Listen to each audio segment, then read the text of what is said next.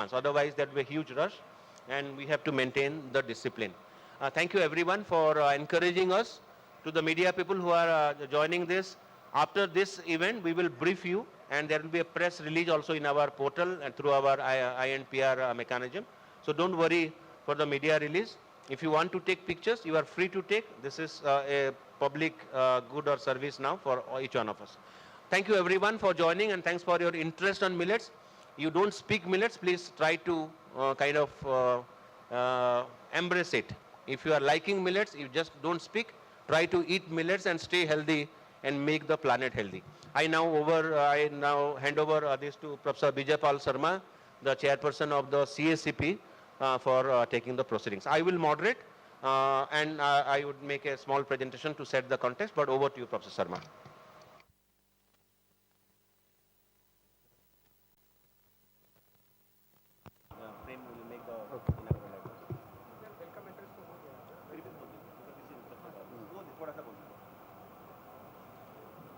Good afternoon, ladies and gentlemen. Let me first compliment Government of Odisha and particularly Department of Agriculture and Farmers Empowerment for taking this initiative. In fact, it's a long story because we've been talking about International Year of Millets only in 2023. And remember, when I took over as a chairman CACP in 2016, Odisha was the first state to talk about millet mission. And in fact, we documented that, and we also, included that innovative initiative in one of our reports. So I think compliment goes to the state government and particularly the department. Millets is extremely important from various perspectives, and we have a very distinguished, panel of speakers and distinguished, participants in this round table. So I'll go by the program. So I think Dr. Premchand Chaudhary, Director, Department of Agriculture and Farmers Empowerment, would start with the welcome address, and then we'll go by the same sequence. So Dr. Chaudhary, please.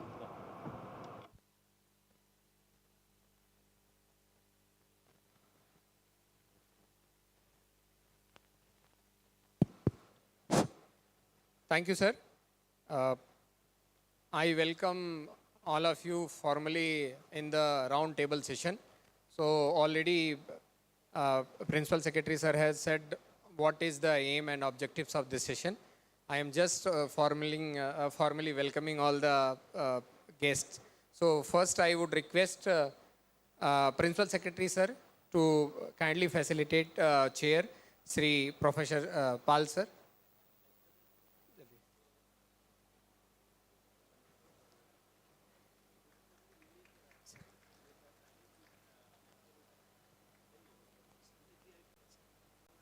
I also request sir to facilitate Joint Secretary Madam.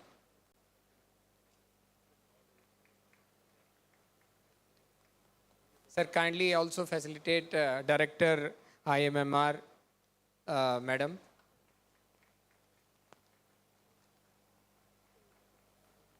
Sir, kindly sir.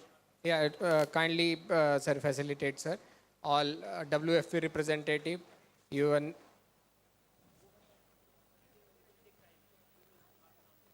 Sir. So, sir, as already sir mentioned, I request Principal Secretary sir to start with a small presentation regarding the context setting of the entire proceeding of this round table. So, sir, over to you. Thank you, Prem, and thanks for being a great support. Friends, I will just make a small presentation to set the context, because this is going to be a very game-changing event for the millet ecosystem. Everybody is talking about, then we are taking it to the next level. So friends, I would just suggest from our own experience from the Odisha Millets Mission, I would suggest some challenges. I'll not tell about the solutions. So I would suggest some challenges to the very informed and a very august audience here, and kindly come up with your solutions or recommendations or advice after that. So I will not speak anything about the solutions. It is all challenges that we need to grapple with in the years to come. Next one. So this is for the audience who may not be aware. as to when did the policy space talk about millets. The millets area has gone down, the productivity has come up. That's why we have maintained it in the last 30, 40 years from 11, 12 million tons to now 17, 18 million tons. But then how did it come through?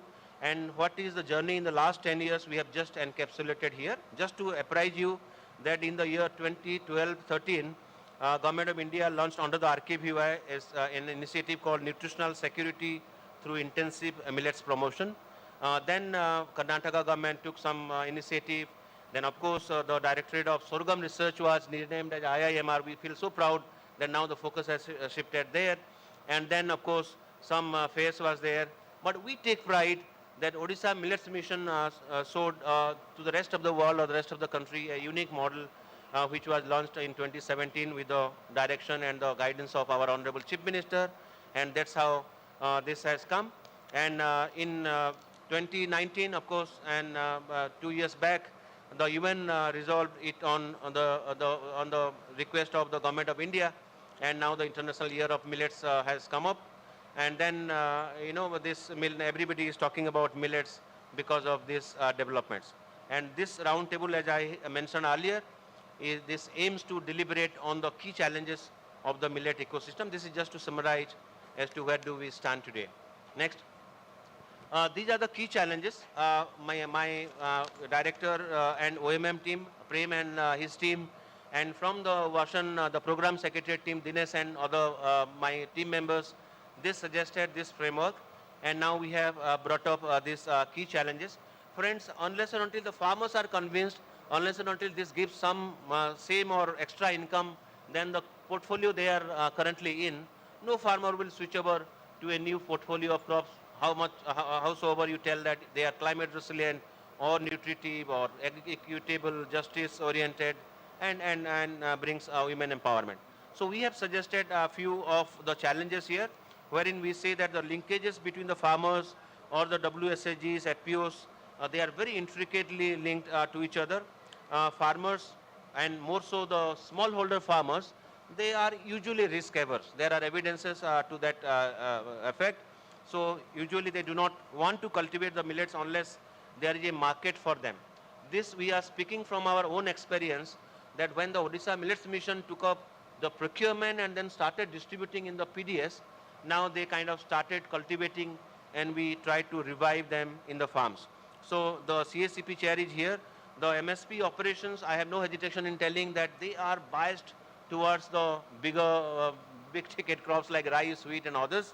And we have seen that they are limited to few millet crops as of now. They are limited to bajra, sorghum, and now of course to the finger millet. But Odisha is a state where small millets also are there. So we would wish that these operations are also enlarged to the larger millet basket. And from the Odisha side also, we have gone for a benchmark pricing of the small millets, Soma and Kangu, the foxtail millet, and that could come up as a suggestion. Of course, friends, there is also a great deal of market and knowledge asymmetry because millets are often the upland crops, and so they don't have the same level of uniformity, especially the grain size. So आप लोग कभी दुकान में जाएंगे तो you would see that farmers, the consumers prefer the uniform grain size packets. And these are the crops where you would not have uniform sized grains by God's, by nature's kind of design or whatever. So we need to sensitize the consumers that even if they are not uniform sized, they are having the same nutritive value and stuff like that. So that's how we need to, and we need to see that the market doesn't penalize the millets there, and this should not lead to any less price realization to the millets. So there are other factors that I have listed out there with support from my team. Also there is a gap between the market players and the research agencies, and hence the varieties that market wants are not part of the research pipeline. I'm very sorry to say there are many scientists seated here today, so we just breed a new variety and see the yield and stuff like that, but we don't see what the consumer wants, what the market wants. So that, that linkage between research and the market has to build up. And therefore, that has led to less acceptance at the farm gate after the harvest. This was the main slide. I go to the next one, please. So these are the challenges on including in the government programs. The current cost norms evolved for inclusion of paddy and wheat in government schemes are often not applicable to the millets. You would have seen that how different states have confirmed that when one gets into details of inclusion of millets in the government scheme, there are concerns. For example, in case of ragi, Government of India subsidies provided for grain, whereas for wheat, even the making into powder and processing is considered. Let me elaborate. Usme atta maida ko bhi somebody could include in the system, but in millets we don't get that here. So many states are also interested in putting their own funds. So that's what the Odisha Millets Mission does. We procure at our, let me clarify to this very informed audience, that we procure the millets as of now from our own funds. Out of 100 rupee that we spend in the Odisha Millets Mission, about 75 to 80 rupee they go to the procurement of millets, because we want to be inclusive. Who cultivates millets in our state, Odisha? It is all the tribal farmers. And where do they cultivate? They cultivate in a very marginal or lands which are not suitable for other crops. So we want to take it as an income support or some kind of inclusivity there, and we have been successful there. So these are the concerns that we need to bring up. The policy prescription to include millets to different parts of the states or the beneficiaries have to be also planned. This will be a suggestion, but I want to flag up that unless and until the government delivery channels take care of the produce, the marketable surplus which is procured, the system may not succeed. Let me repeat it again.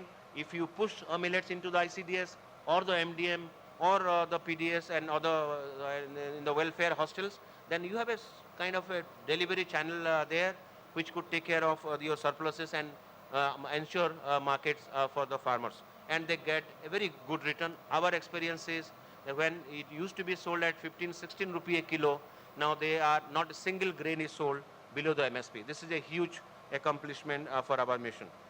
So there are some other points which are listed. I think they are all very self-explanatory. So I go to the next. On the agricultural research, the list said the better. I want to thank the ICR that now they have brought this new focus to the IIMR.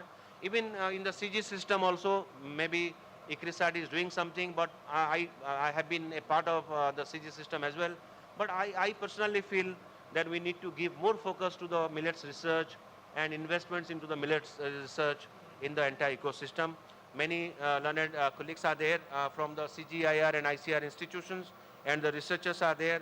So we wish you to take this seriously, so that on the data, on the nutritional profiling of various cultivars, that has not been done. Joanna is here. She used to be our ADG in ICRISAT, and she produced a document where we could nutritionally profile few of the millets and varieties, but this is not available for the entire spectrum of the millets, particularly the small millets. Of course, the non-availability of the end product specific cultivars is a huge thing.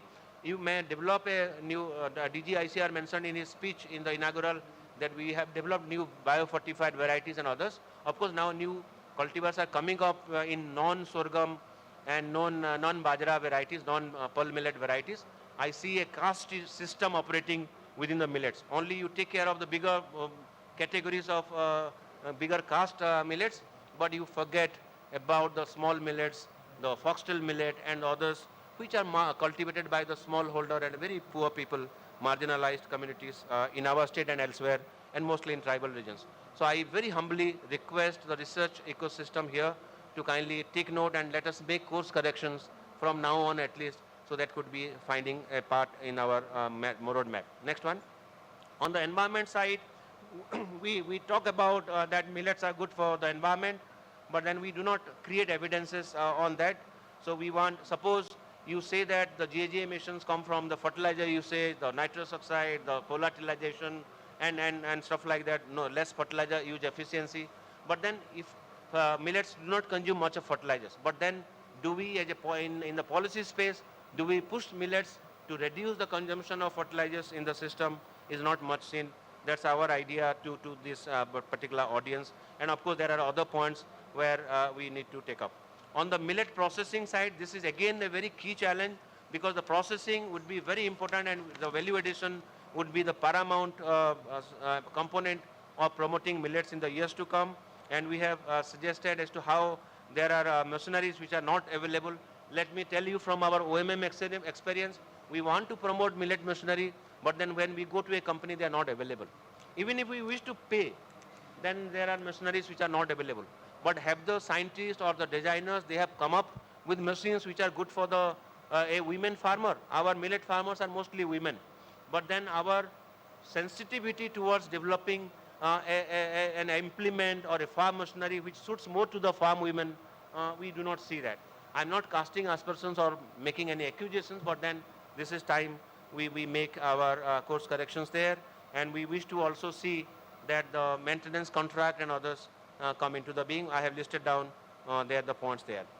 Next, we go to the markets and value chain. Again, this is extremely important, and we see that as to how there is lack of market research on millets for different regions, and that's how the companies and other people, they are not interested to take millets in their shelves. So we have to see as to how the capacity building, clarity on the millet exports, the guidelines, etc., come up in the policy document.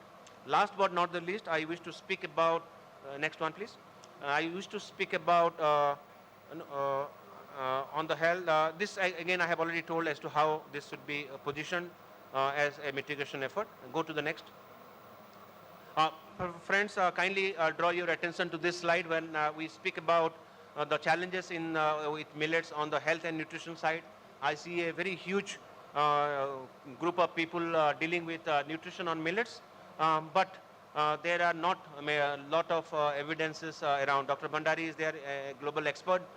We see that we talk about millets being good for any consumer and every consumer, but no, they may not be good for everyone. There are research studies where we need to see the bioavailability and other God microsystem and other studies where the NIA and others are doing, but then we are not doing enough. So we need to create evidences so that the consumers gain confidence in our recommendations and kind of take those recommendations there. So we wish to recommend to this august audience that we discuss about this as a huge challenge, and we come up with our recommendations there. I think I'm done with there. And I wish to thank each one of you. I think there are no more slides. Next one. Okay. This is again, we want to also position the millets into the tourism and fitness. You have Shah Rukh Khan's film shot in mustard fields, but how long do we wait for another film star to shoot in Koraput in the Mandia fields of our state? We are looking for that so that it goes into the tourism as a tourism product there.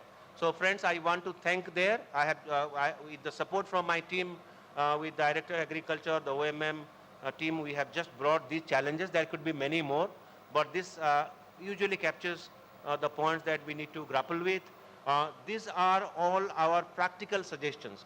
We have not gone into the literature, and we are suggesting. Because OMM is now 6 years old, and OMM has now become a very focused intervention from the state government. So from our own learnings, we are now suggesting these challenges to this very august audience. The fact that there are no chairs for few of our guests today, and we are feeling sorry for those who are standing, that speaks the attention this particular convention has on this particular topic. So friends, I thank each one of you for your kind attention. These are the challenges. Let us find solutions, and let us take them to the policy space. Odisha Millets Mission, the government of Odisha is ready to take your suggestions, criticism, and also recommendations in the form of your guidance. Thank you, everyone.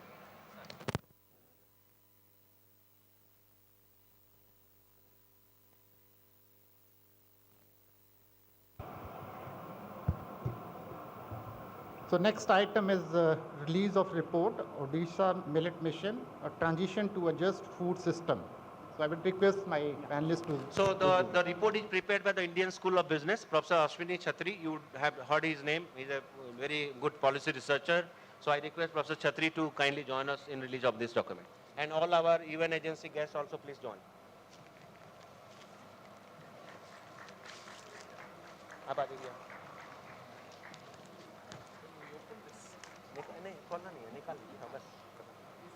Yeah. Ready to go? Yeah. Let us put our hands together for the ISB, please.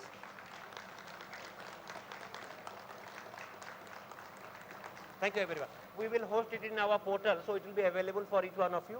This is a public good now on. Okay. Thank you, everyone. There is this. Yes. And there is this flyer on the table, so you can kindly see this. Thank you, Professor Chatri. Yeah, Professor. Yeah.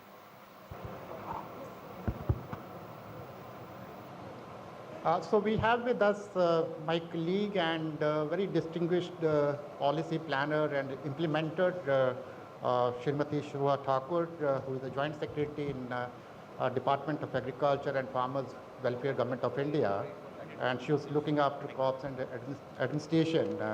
So I would request her to share her views. Yep. Thank you, sir. Thank you for that. And I thank the Odisha government for inviting me for this very prestigious session with a very distinguished crowd who is present here today. So I'm taking the double role of addressing and also being the co-chair. So as you know that the government of India took the lead to declare the International Year of Millets in 2023. In fact, our journey began in 2018 when the National Year of Millets was announced and declared by the Government of India. And from there, it has been this long journey culminating in this year. And I must thank my colleagues in the ICR, IIMR, who took a lead from 2018, and they have been working with us in the, in the background in the past when nobody knew what millets were, but they were quietly working with startups, FPOs, and now we see the results of their efforts. And of course, states like Odisha, who have started the mission in 2017, and the results are there for everybody to see. From the policy perspective, the Government of India is working on a number of fronts to take millets to the mainstream. The challenges are there in production. Just to give a small statistics, which all of you know, but just to put it out there, we produce only 18 million tons of millets, compared to over 100 million tons of wheat and over 100 million tons of rice. So that is where we stand today. So how do we bring it back in our food diets, in our dietary habits? So that is the challenge which is there for every policy maker, from Government of India to Government of Odisha to the other global governments also. So this is the challenge ahead of us. But what has the Government of India done? We have taken a very inclusive approach from all departments. Be it the research, be it Commerce Ministry, be it Food Processing Ministry, be it APIDA, who looks after exports, be it health. So all the factors have been taken in, and I just want to share with you that as a result of these efforts, in the PDS, which is the public distribution system, we have 6.3 lakh metric tons has been included for the PDS by the Department of Food and Public Distribution. For the PM Poshan Abhiyan, which is by the Ministry of Women and Child Development, 2.02 lakh metric tons has been included. This was not there before at this large scale. And so you see, these are small steps, but like involving the women and child, the food ministry, and very recently a big policy initiative which was taken by the Ministry of Home Affairs, in that it was announced that 30% of the diets for the central paramilitary forces like BSF, SSB, NSG, CISF, CRPF, they will have at least 30% of their diets would be millets. And how do we take it forward? You would say it's a big task, the millets are not there. But surprisingly so, by taking baby steps, we are reaching there. We are facilitating direct contacts with FPOs, with farmers, to the paramilitary forces. Recently, we had a direct buyer interface with the BSF in Delhi on 6th of October, in which the FPOs came and sold their produce directly to the paramilitary forces. So like this, we are taking these things forward. Ministry of Food and Processing Industry has taken a number of steps in the policy space. We have announced the PMFME program, which is the Pradhan Mantri formalization of micro food processing enterprises, and a production-linked incentive scheme of MOFP. So in this PLI scheme, the ready-to-cook, ready-to-eat millet products having minimum millet content of 15% are eligible to be covered for production-linked incentive. And the PMFME scheme, it works on the principle of ODOP. We have around 13 ODOP districts exclusively for millets. And many entrepreneurs are able to take this PMFME incentives, where loans are given for small entrepreneurs to take up millet production and millet value chain and value food processing activities. So, insofar as Agriculture Ministry, which is what I look after directly, the Ministry of Agriculture and Farmers Welfare has two separate departments. One is Agriculture and Farmers Welfare. One is the Department of Agriculture, Research and Education, or ICR. So, insofar as the Ministry of Agriculture and Farmers Welfare, DAFW, is concerned, we have a special scheme for National Food Security Mission on nutri-cereals. And this is eligible for all the districts of the country. And for the first time this year, we gave mini kits, seed mini kits to farmers for nutri-cereals.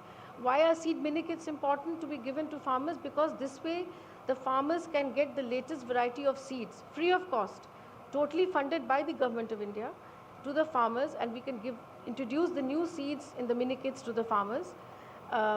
And in the International Year of Millets, this was introduced for the first time. There is a concern about the seed quality, the lack of seeds, and as my colleague mentioned, that the research has to be oriented more towards the needs of the nation, the priorities of the nation, and what the consumers want. So it's a difficult job, but we have to work together to get the right inputs to the farmers, not only to get the best production and productivity, but also to find a market for their produce. So that is another area. A lot of convergence is happening with ICR and with Agriculture and Farmers Welfare. The ICR conducts a number of cluster demonstrations. So these demonstrations are on nutri-cereals, and a group of farmers are there in which the latest cropping practices, the latest seeds are demonstrated. So this year what we have done, a new thing we have done, that while the ICR through their KVK system will do this demonstration, but we will involve Krishi Sakhis of Ministry of Rural Development, who will help in further dissemination of the practices. So the best way a farmer is convinced about a good productivity is to see that it is actually happening on the ground, that I am getting this much production, this much productivity. So we want to use the rural development network of Krishi Sakhis also to spread the word about the good things which are happening, especially in states such as Odisha and other places. I'm happy to share that in the International Year of Millets, we can proudly say that around 12 to 13 states have announced millet missions, exclusive millet missions, giving funds for incentives towards producing millets to the farmers. Because as Dr. Padi said, that you have to give incentives, because why will the farmer convert? So as a policy maker, it is very difficult to force a farmer to say that you grow this millet instead of wheat, instead of rice. It is difficult to say that unless I show him what he can get in return. And the civil society is also helping us. We have Dr. Soumya Swaminathan sitting with us. We have other foundations, and we want to work closely with them also to get them in the policy space, and take the inputs of all the stakeholders, nutritionists, chefs, so that we can make this millets mission a success, not only this year, but also sustainable for the next year and coming years. So thank you. Thank you, Madam. With the permission of the Chair, I just want to inform the audience that Madam Dr. Soumya Swaminathan, the ex-Chief Scientist of the World Health Organization and the Chair of the MSSRA, has joined. Madam, welcome to this. Thank you so much.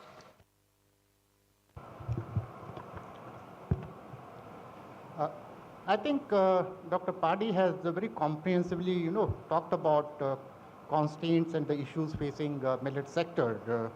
But I'll start on a positive note, which has happened, let's say, in the last few years. And two important things which are positive and would have positive impact on millet sector is, one is he talked about, lack of awareness, but I think this International Year of Millet has created that awareness among consumers, among producers, and various stakeholders. So that's a very positive development, and I hope that we would carry it forward and take advantage of that. And the second important initiative by the government has been, as a commission, we have been trying to incentivize certain crops which require, special attention. And millets is one of the segments where, if you look at the increase in minimum support prices, in almost all millets, because we announced recommend MSP for jowar, bajra, and ragi. And in the last 10 years, the MSP has increased by almost 100% to 150%. For example, jowar, it has more than doubled. Bajra, it has again more than doubled. And in case of ragi, the increase is about 2.5 times. So I think that's the positive side of it. But there are also, the constraint, the issues is, one is there is a continuous decline in area under millets, and it's not a, very new phenomena. For example, if you look at the advent of your green revolution, almost 20% or more than 20% of total cropped area was under millets. And even in the last 10 years, our area under millets has declined from 9.5% of the total cropped area to less than 6.5%. So there's a continuous decline in area under millets. That's a cause of concern. And I think one of the reasons is the millets are more risky because they are grown in harsh conditions, dryland areas. They're also risky on the market side of it because the markets are not developed, and the price risk is the most significant factor. As Principal Secretary talked about, the pricing policy being more tuned towards rice and wheat. That's true to some extent, but I think the responsibility of the states is much larger when we talk about millets, because millets have short shelf life. So if you expect the central government or government of India or any central agency to procure millets and distribute it through public distribution system, I think that would be a difficult task. So it's, I think, primarily the responsibility of the state governments, but the central government has, again, a huge kind of incentive for doing that. Another issue is if we look at the profitability, because if I'm a farmer, I look at my profitability, I'm not concerned about, what the government wants or what the market wants. So we were doing a rough exercise, and if I look at the average profitability of jowar and bajra or ragi on per hectare basis, it ranges from somewhere around 3,000 rupees to 7,000 to 8,000 rupees. And if I compare it to, let's say, rice, wheat, or any of the pulses, which is ranging from 20,000 to 40,000 rupees per hectare. So with such a low profitability, low margins, I don't think we can force the farmers to cultivate these crops. So what we need to do, I think we need to work on two issues. One is today the MSP is quite remunerative, but the real issue is that farmers don't get MSP. It's only Odisha, to some extent Karnataka, and very few states who get into the procurement of pulses. And if we are expecting the private sector to get into the millets in a big way, I have my own doubts about it, because in the processing sector there are economies of scale, and our production base is so small. I don't think large companies would get into the processing of millets at this stage, because the unit cost of production would be quite large. But we need to bring them on board, that's for sure. But I think the beginning would be that the state government should procure and then distribute it through PDS or the midday meal scheme, ICDS or other welfare schemes, so that there's a momentum. I remember, I think the similar situation was in case of milk sector in early 70s. So there was a production, there was a market, but there was a missing link between production and consumption centers. And you remember milk being transported from Gujarat, Anand to as far as Calcutta through trains. So that was the new institutional innovation where we saw that there is surplus production, there is a deficit production, and we could link these surplus areas with deficit production or the consumption centers. So I think in millets also we need to link farmers with the markets, and I think the first step would be through the government efforts, which is typically through the procurement and then distribution too. And the next, when there is a demand, when there is an increase in demand, I think the rest of the things, like whether we are talking about technology, we are talking about infrastructure, we are talking about creating institutions, I think that would be the second stage kind of a solution for that. If you look at the the gap between producer price and the consumer price, we were looking at simply, ragi. So the average price of ragi is 35 to 40 rupees per kg. And when you buy ragi flour from any of the retail outlets, I think the price ranges from 80 rupees to 150, 160 rupees in the name of organic. But you would find that most of the millets are grown, without agrochemicals. They are by nature, by and large, organic. So we need to, link that so that the producer gets a fair share of the consumer rupee and the consumer gets that product at a reasonable price. But today the price spread between producer and consumer is quite large. So I think we need to work on that. And second is today our research system, R&D system is again focused too much about, the rice and wheat or the cereals. Today we are talking about, large number of varieties being released by either the ICAR system or the state agriculture universities. But I think if we do a serious analysis of adoption of those varieties, I think that's quite, dismal in terms of adoption. So still the farmers are using, 10 years, 15-year-old varieties. So the problem is more in terms of working, in isolation rather than working with the farmers, because we need to understand the requirement of the farmers and then put it in our research agenda. Remuneration in terms of prices, as I said, that the two ways. One is the government effort and second is the private sector. But the private sector would come at a later stage. Today you can see that most of the FMCG companies, they are into millets, but if you read the nutritional content, for example, you get, multigrain atta. And the content of your multigrains is only, 5% or less than 10%. And the price premium is much larger. And again, within that 10%, if you see, it's not your, millets, the jowar, bajra, ragi, and the minor millets, but it comes from, other sources. So there's, as I said, there are economies of scale in the processing sector. So the private sector would get into any sector when it becomes profitable, and I think that stage has not yet reached. It's all, government efforts and government push that the private companies are coming on board. But if we need to get them on board in the long term, we'll have to upscale our production through productivity improvement. And second is the increasing area under these millets. So I'll not take much of your time because I'm eager to listen to your views, and we have very distinguished panel of speakers with us. So I would request Dr. Tara Satyavati, Director ICAR IIMR, to share her views, and I would request her to be a little brief so that we get more time for open discussion. Yes, very good afternoon, sir. Thank you very much for giving this opportunity. Respected Chair, Co-Chair and Principal Secretary of Government of Odisha, thank you for this opportunity. Coming to sharing my insights on how to go about millets, we have been hearing from the learned speakers that there are different aspects, different challenges we have to address. First of all, I would like to start saying that many people are there waiting, thinking that this international year of millets will be completed in 50 days, then gone are the millets. That's not going to happen, because the government, the researchers, the policymakers are determined to take millets to every individual's plate.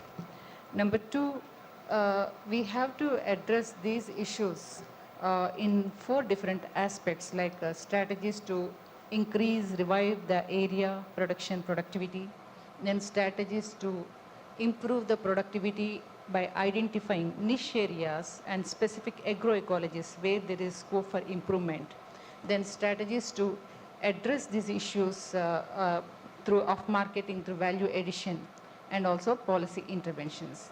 If we see from the strategies of how to increase and improve production productivity of these millets, when we talk of the millets at the national level, here in India, we are having about 13.5 million hectares of millets grown in this country, of which 7.5 million hectares are coming from pearl millet, then remaining 4 million hectares coming from sorghum, and another 2 million hectares from small millets.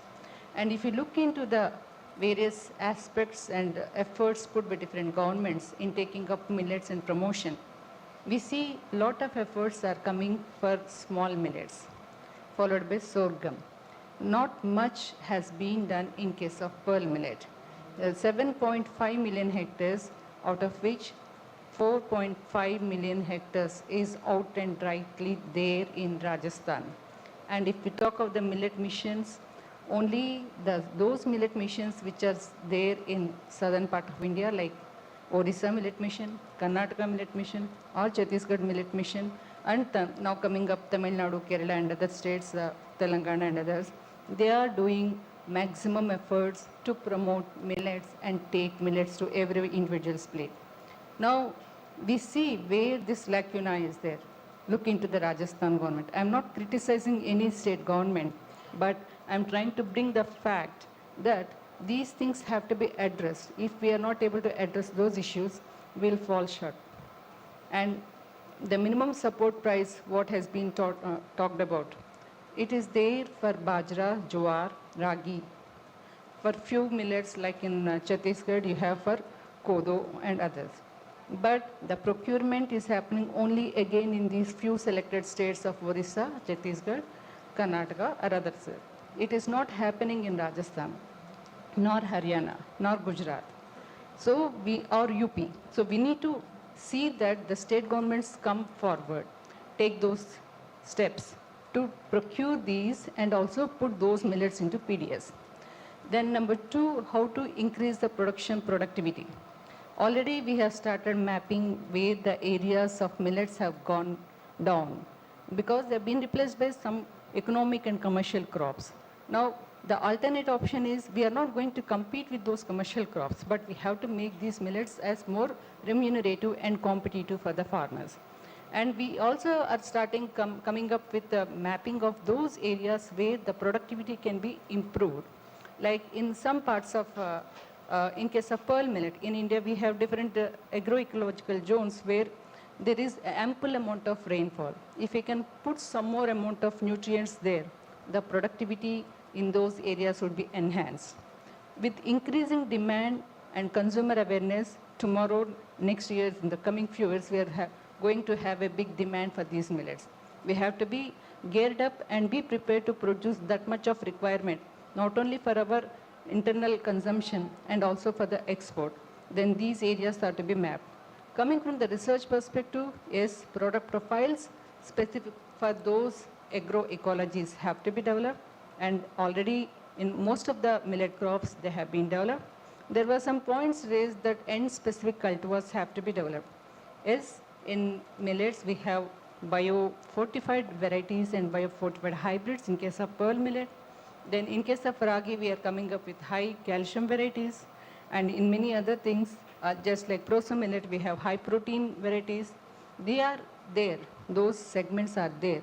Only thing is the seed has to be multiplied and distributed to the farmer. And that those varieties are having these good properties have to be educated to the farmers. That means there has to be a marriage between the extension and the research, and it has to be taken to the farmers. And next, coming to value addition, already there are many technologies available in the market. Again, they have to be taken back to the farmers and make them aware that these are present and they have to be taught how to use. For example, we have ready-to-eat products, ready-to-cook products, and then advanced things like plant-based proteins, and all these things are available in millets. In the case of proso millet, because of its high protein, that is useful for making plant-based proteins. Iron and zinc are more in case of pearl millet, magnesium in sorghum.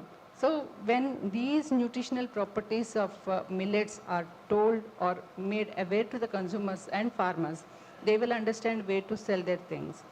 And in spite of declaration of the minimum support price, in many of the states, barring these 2-3 states who are in front, other states are not procuring. The state governments have to come forward.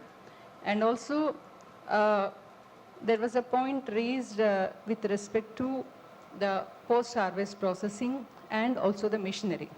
Yes, there is drudgery in case of harvesting for pearl millet and sorghum, because the crop grows tall, the plants remain succulent even at the time of maturity. So unlike rice and wheat, we cannot use those machines, reapers, to harvest. The farmer he has to do harvesting of the panicles at one point of time and then remove the plants from the field in another harvesting. That means it needs 2 times of harvesting and drudgery.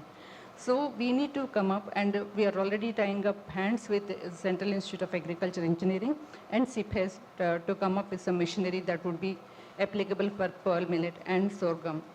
And also, I mentioned that we need to explore those areas where we can get high productivity. In case of ragi, finger millet, already in Karnataka we have this system intensification, just like the rice. We also have ragi intensification cultivation that is known as guli method, where they have observed and they could get higher yields.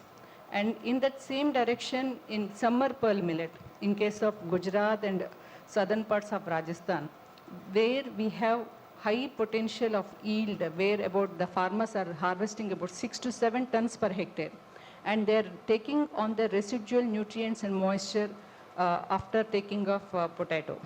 Similar cases we find in case of rice fallow sorghum, where after the harvest of paddy, the farmers are able to take a good crop of sorghum with again the production potential of about 6 tons per hectare. So we need to explore these areas.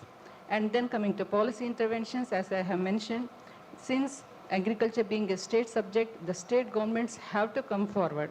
In spite of the many efforts taken by the government of India and many other ministries, if we have to continue with this millet improvement and promotion and give benefit to the farmers, the state governments have to come forward with their own means because each government, each state has their own issues, challenges, because all the millets are not grown in all the states. So they are millet specific, issue specific, and those issues need to be dealt at the local level.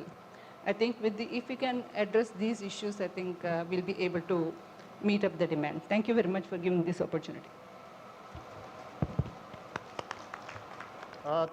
Thank you, Dr. Satyavati. Dr. Raul is not here, so now I would request Shri Hagiwara, representative FAO, to share his views. Yes, please. Okay, good morning, everyone, again. Look, India now is really witnessing the golden age, the golden economic age. And it's going to last probably 30 years from now on. The development of millet has to go with that sort of the bigger economic aspect, economic development aspect, and it has to go with that. You know, the people talk about the supply side or the production side. I have a very limited time, maybe 2 minutes, so I just focus on the demand side and also the climate change side. Now, India has the language advantage. Everybody speaks English. Now, if you look at the US, you have the Google, you have Microsoft, even the Prime Minister of England, or the President of the World Bank, all Indian origins. And you have a language advantage. So in order to create the demand, you have to have sort of the marketing strategy. And millets need a marketing strategy. And one of the best way is the use of the celebrities. And the use of a celebrity you have, and in India, you have the Bollywood stars, you have cricket stars, so many of them, and you have language advantage. So I think that you are the best sort of the player in promoting the millet. So I really encourage the India to use this golden age and use your celebrities to promote the millet more. And that's the one thing I really like to say. I spend, you know, when I go to the dinner, I spend 1,500 rupees, probably one dinner. If I go to the hotel, a nice restaurant, then I felt a little bit hungry, so I went to the supermarket and I purchased the potato chips. And I pay only 10 rupee. Something wrong there. Something wrong. Now, if we start changing the the potato chips with the some millet chips, and with the little bit higher prices, and the farmer would get a benefit out of the selling the better production. And then maybe you are also targeting the wrong segment of the market, maybe. If you go to the California, US, the people paying $5 for potato chips. Why is that? And then, we need to really think about the different market and the different places. And then we need to really think about the strategic, the development of millet. Right marketing, right trade, right the market. And then you have the celebrity to sell in those countries, California, New York, London, who pays more, the millet products. So I hope that we will be able to really tap into the potential of the Indians abroad, and then we create a demand. So that's the one thing I would really like to advocate. Now, the second one is the climate change. We are really also witnessing the temperature rise. The climate change will come. And the climate change is already happening. And the millet appears to be the A crop to deal with the climate change. So, but still, we don't know yet about the how climate change will affect the other crops and also the millet. And we really need to invest in more into the research and then also the supply side.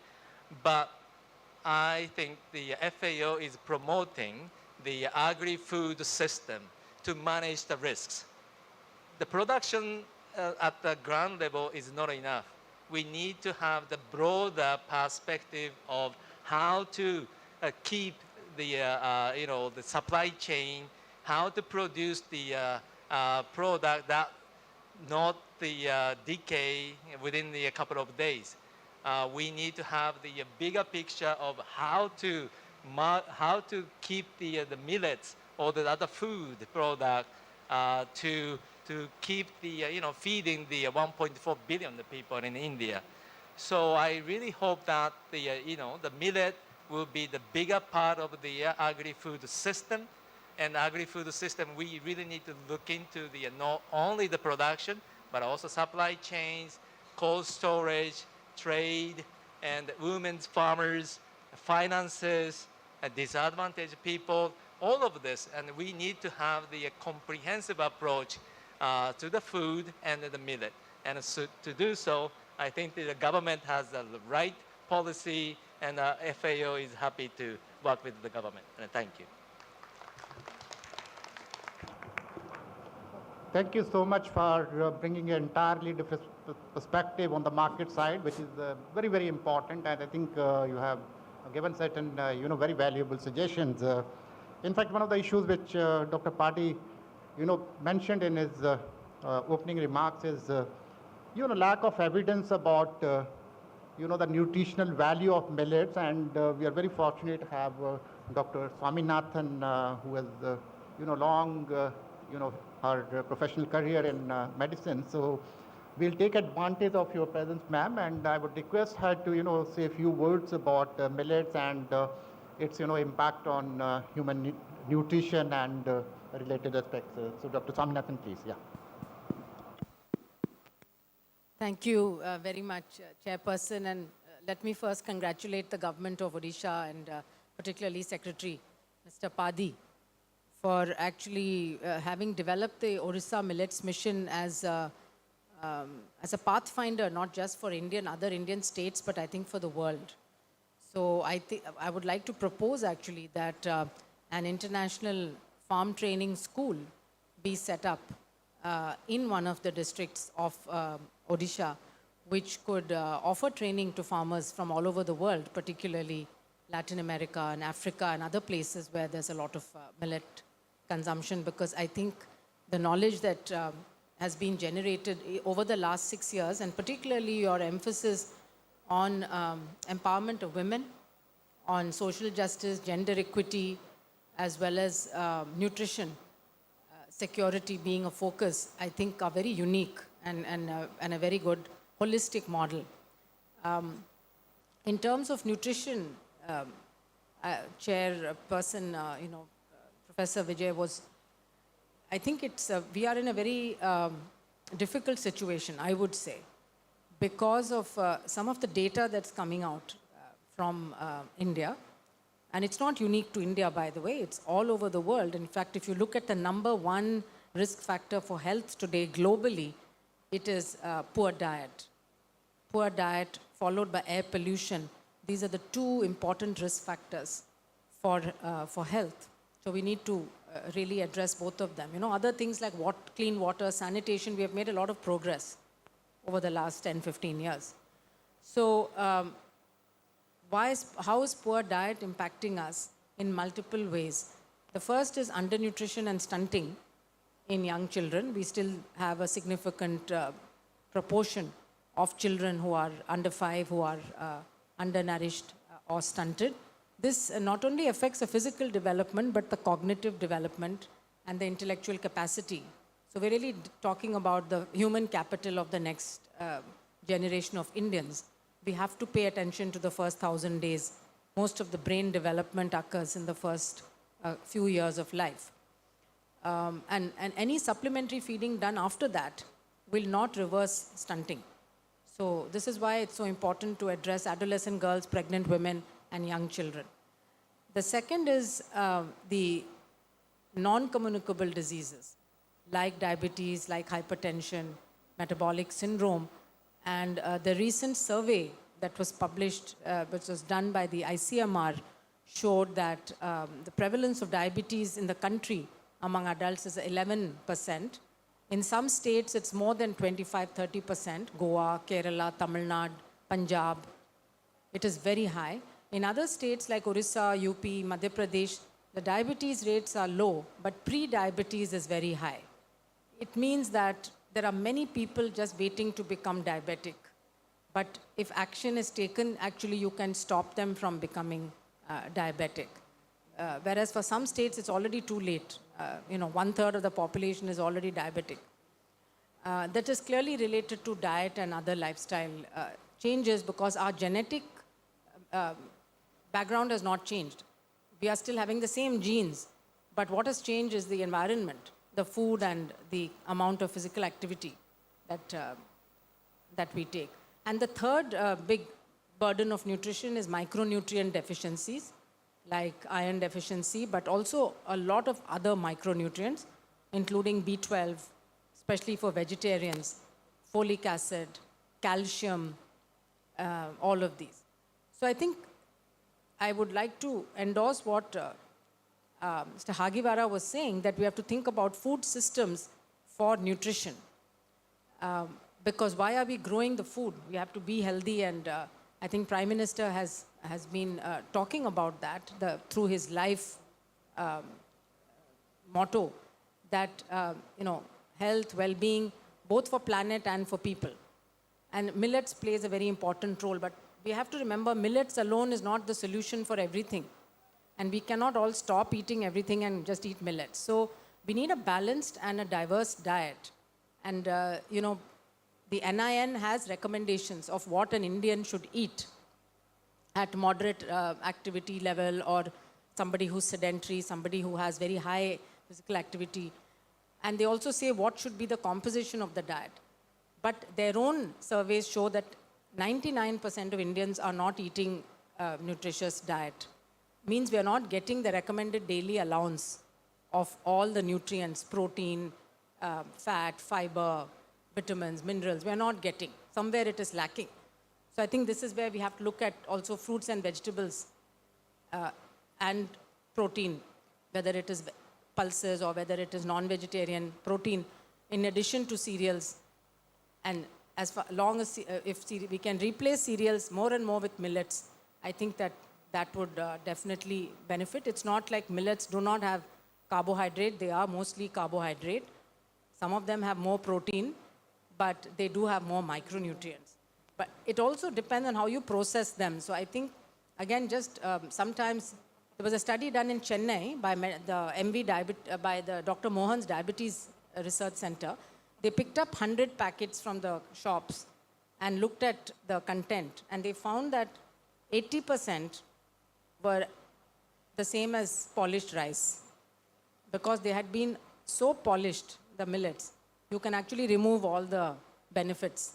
And then it's like eating polished rice only. So again, it's the whole chain, and I think Mr. Padi's presentation really covered from end to end all of the challenges. He's thrown out the challenges for all of us to find the solutions. But I think we can actually, we have to work scientifically. I think it is true that we need much more research into many of these areas that he had mentioned. And the right awareness has to be given. And I think a very big challenge is going to be behavior change. So I was asking some of the farmers who are exhibiting their millets here, how many of the next generation, young children, adolescent, college students, how many of them, unfortunately. So I think, and of course now ultra-processed foods. Everybody wants to have only pizza or burger for their dinner. They don't want to eat a home-cooked meal. This is from poor to rich, everybody. It's also convenience, and it's also issue of working women and convenience for them, etc. So I think working with the private sector to try to improve the nutrition content of the products that they are selling, but also regulatory policy, I think, needs to come in a big way. I think we can regulate the amount of fat, salt, sugar, which is being allowed to sell. So if the government makes a regulation, companies will have to reduce. Many other countries have done that, and by doing it, they have shown a reduction in cardiovascular disease. The UK actually reduced the amount of sugar and salt in bread and showed the reduction in cardiovascular. Many countries have insisted on reducing the sugar content by disincentivizing. So if you have high sugar in your product, you're not allowed to advertise it. It's something like alcohol. So we should bring in place much more stringent regulation in order to incentivize the food companies also to sell more nutritious food. And then people have to be educated. I think we need massive social media campaigns actually to educate people about what a healthy meal is and what is actually not healthy. So thank you very much. Thank you so much for such insights from a different perspective. In fact, we are running behind the schedule, but we have, two distinguished, experts amongst us, and I would request each one of them to share brief insights about their, experiences. We have DDG International Rice Research Institute, and I would request, because in the morning, there was one foundation guide which was released, and that talks about the nutrition. So I would request you to briefly touch upon even the key or salient issues covered in that guide. Please. All right. Thank you. Thank you for the opportunity. So the Millet Foundation Guide that was launched this morning, this first section is purely on nutrition, and it's doing a whole series of systematic reviews and meta-analyses, which means we studied the studies that exist to try to identify what claims can we make about millets for nutrition and health, and what claims can we not make. Where are the gaps in research? So we covered all the major areas. So we did the systematic reviews on diabetes. So we looked at all the studies that exist on diabetes. Anemia, growth. We looked at hyperlipidemia. So a lot of all the top issues that you just mentioned. We also looked at thyroid, because there are claims that millets negatively impact thyroid functioning. So we looked at the studies that exist there.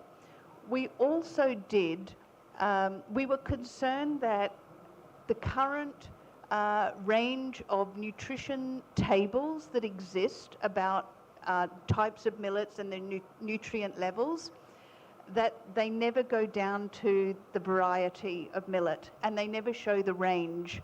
So what we identified, and we did this globally, is that the range of micronutrients varies significantly by the variety of millet. So we've created a completely new nutrition table for millets by collating the variety of millets and showing the range. So much more accurate and representative than any of the other nutrition tables that exist.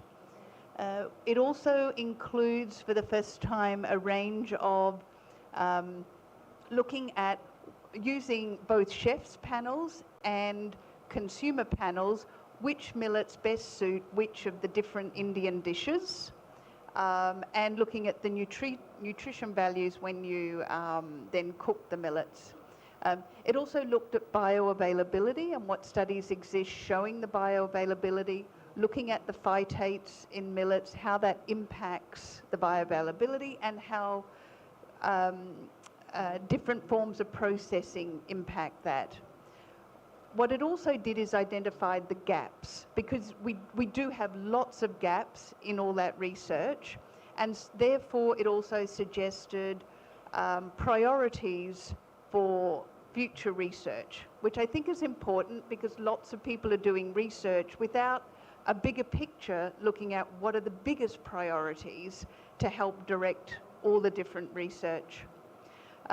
So there were gaps, of course. There's claims and there's gaps in what you can and can't say and how far it goes, which millets were studied, etc. So it had that. The other sections also looked at environment, and so Gitam University led a lot of this work, just trying to collate what exists. So it's first time trying to really bring a lot together. It's a lot more that needs to go next to then do bigger systematic reviews on that, but trying to bring together what exists. So hopefully it's a guide for then the future research.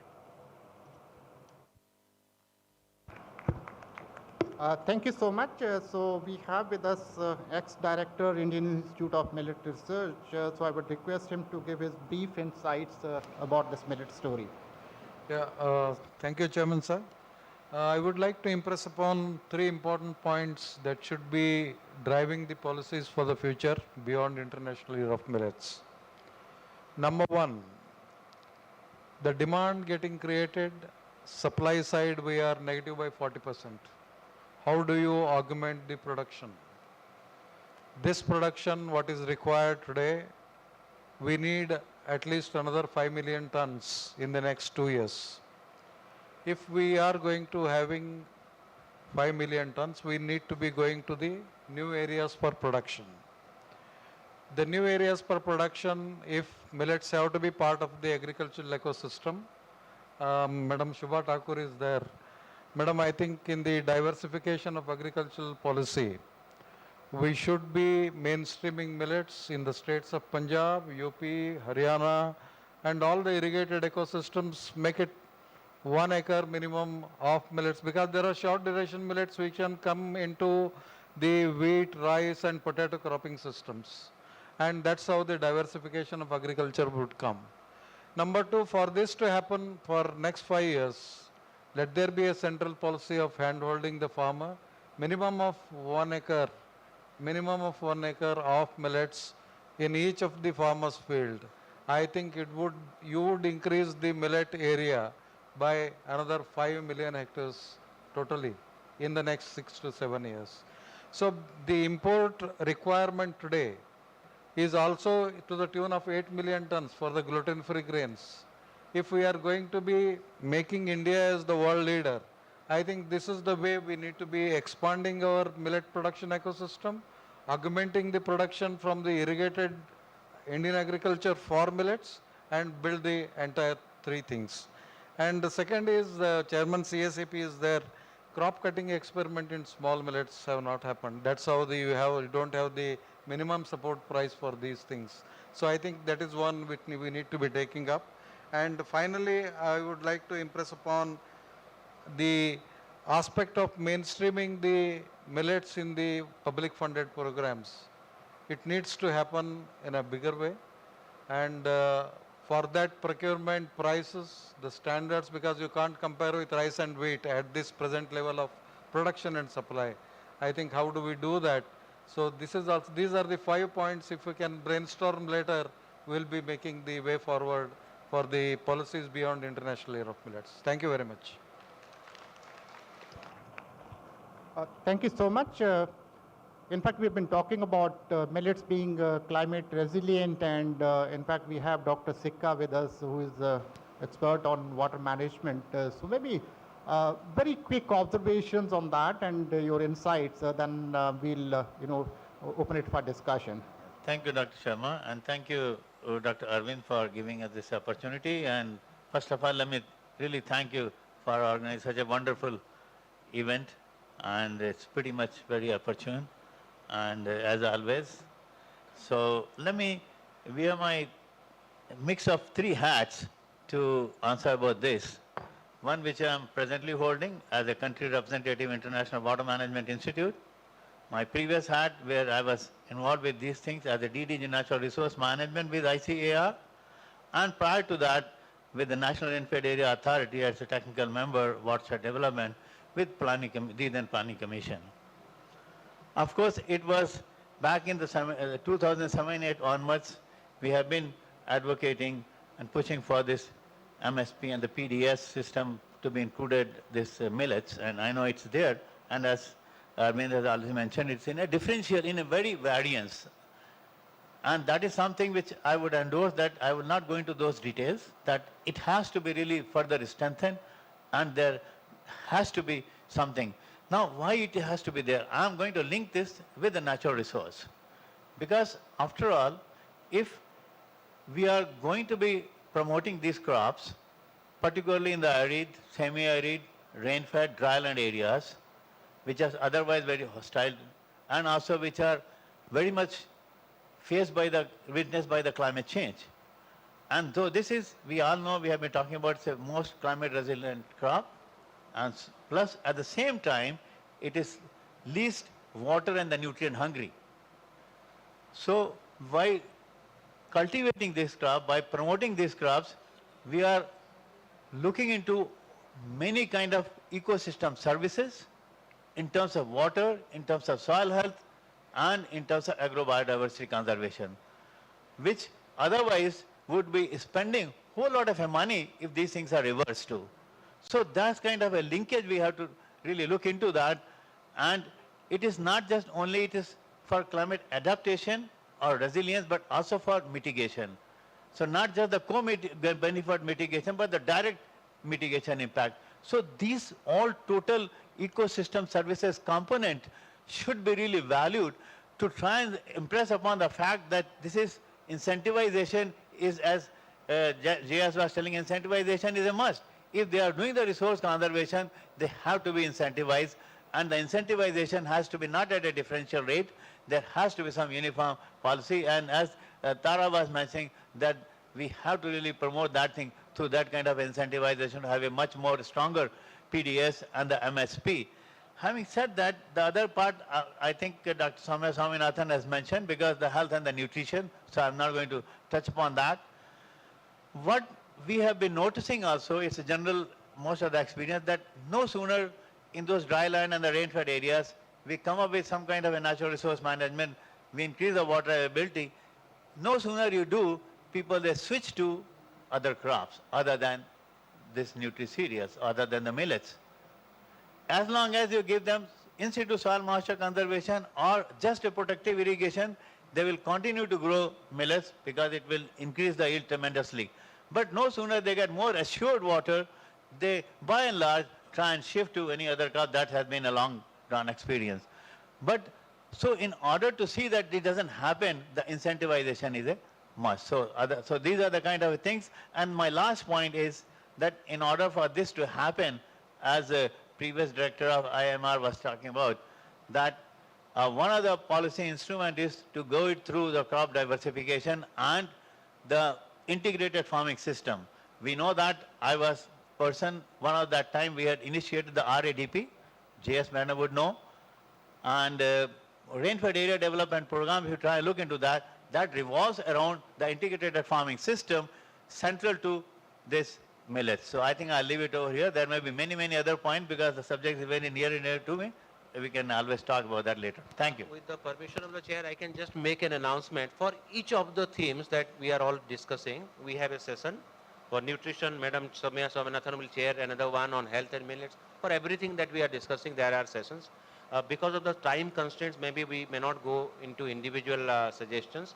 There are experts, plethora of experts today in this gathering. I leave it to the chair to kindly decide how long do we go. But I very humbly submit that we close it here because 2:30 we have another session. Just taking from Hagiwara-san's suggestion to take brand ambassadors, I turn my head to Madam Shobha Thakur. Odisha government has brought Ricky Cage as our brand ambassador, Vikas Khanna for our millet foods ambassador. We have all the film stars there, Hockey India captain, Hockey India president Dilip Tirki is there, Sudarshan Patnaik is there, Subhasa Mohanto Didi is there, she is a custodian farmer. So we are all taking. So for the national level, kindly do us a favor by taking a huge ambassador of Amitabh Bachchan or anybody so that they talk about millets and the whole country also adopts millets. So that's my very humble submission to the Government of India through the Joint Secretary Crops there. So we are doing our part. There are 28 states in our country. One state is doing. If the federal government does it, I think the reach should be very wider. That's I am taking this opportunity to put this across. Thank you. So I think we are running behind the schedule, and as Dr. Padi has mentioned that there are individual sessions on each of these issues which we discussed about, whether it's technology, institutions, infrastructure, or the incentive structure. So I think we can close it here rather than having open discussion, because otherwise it would have impact on the next session. So it's difficult for me to, summarize because there was such a rich discussion and such, wonderful ideas which were put forth by different speakers. So I would like to thank everybody for their active participation, and I'm sure the organizers must have taken note of it, and those insights would be, compiled and would be useful in policy formulation and implementation. So. One more thing is left out with the permission of the chair. In each session, we felicitate few of the awardee people. So we are awarding the best blocks of the state today. So from Sundargarh, Nuaga block gets it. From Bargarh, it is Bijepur, and from Kalahandi, it is Lanjigarh. I request all the representatives from these blocks to receive the award from our chair and the co-chair, please.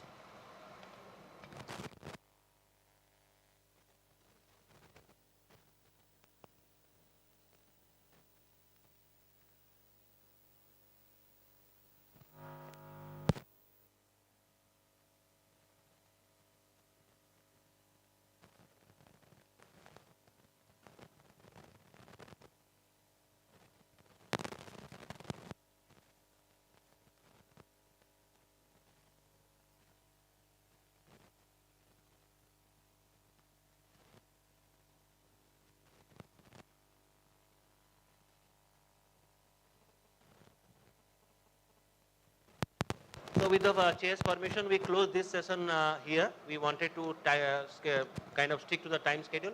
The lunch is ready in the designated place. So the volunteers will guide you there, please. Thank you, everyone. And sorry that we had to truncate because of the time constraint. Extremely sorry.